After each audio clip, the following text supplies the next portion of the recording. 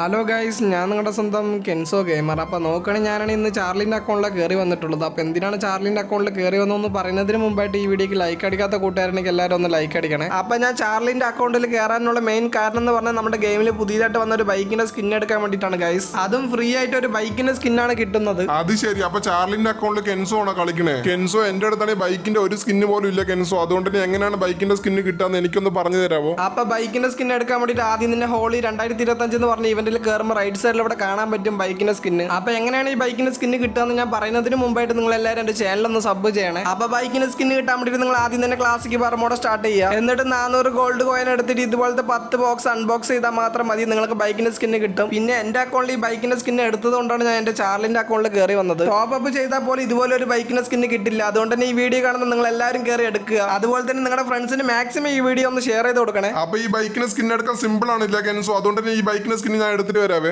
ശരിയായിട്ട് നീ പോയി എടുത്തിട്ട് വാ.